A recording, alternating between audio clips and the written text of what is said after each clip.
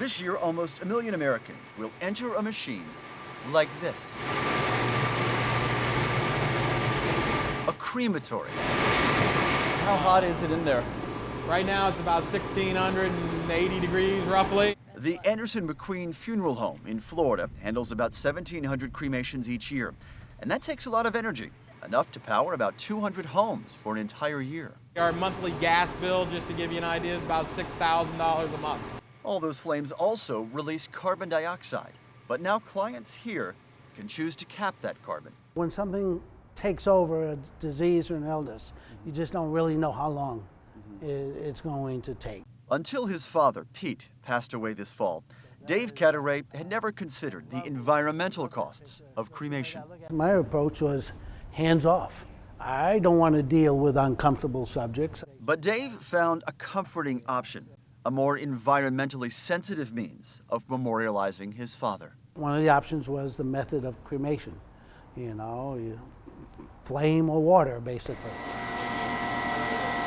Biocremation, brand new to the United States. In fact, Anderson McQueen has the first commercial biocremation machine in the entire world.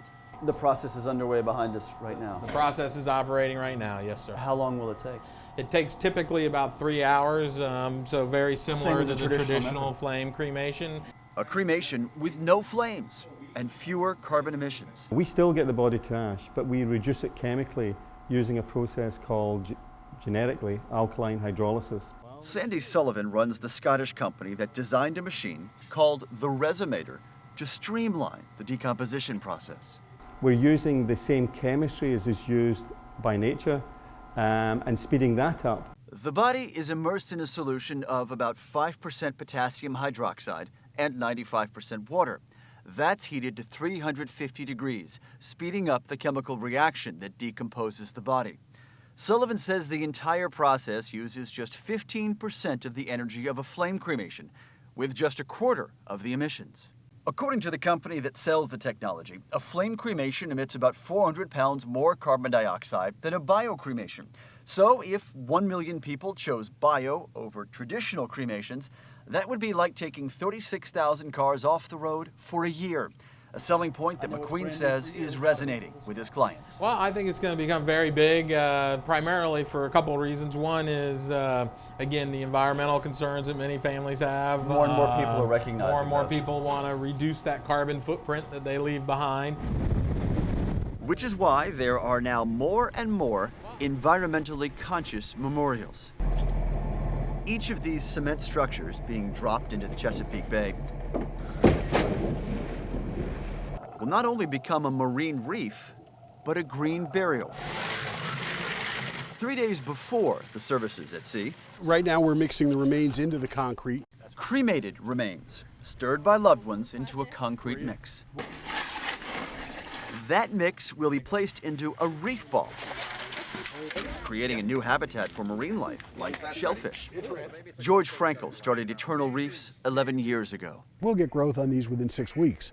We'll get measurable growth within 2 months, and we will really have meaningful shellfish population out here within a year. He says there are now more than 700,000 reef balls carrying created remains off the coasts of almost 70 countries. Bye, Mom.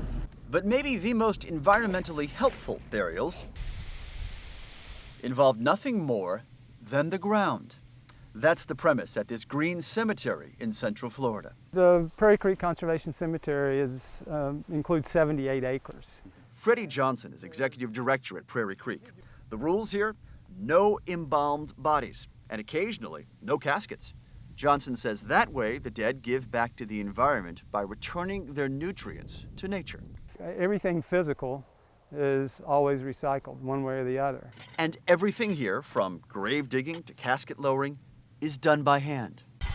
Mother Nature does a very, very perfect job of taking care of the recycling of life, which is a beautiful thing to me. Nature may be perfect at recycling, but maybe not as fast as human technology. This machine does in roughly 3 hours what Mother Nature does in months or years. Those people who want to express their environmental awareness and concerns in a very positive way on their exit from this life, this allows them to do that. So Pete Caturay became a pioneer. He was kind of an adventurous soul. In October, Pete was just the second person in America to have their remains resumated, a trail his son Dave is now considering as well, when it's his time. Either alternative is not so hot, you know, but this seems to be the preferable, in my opinion, you know, for many good reasons. In Florida, Tyler Suiters, Energy Now.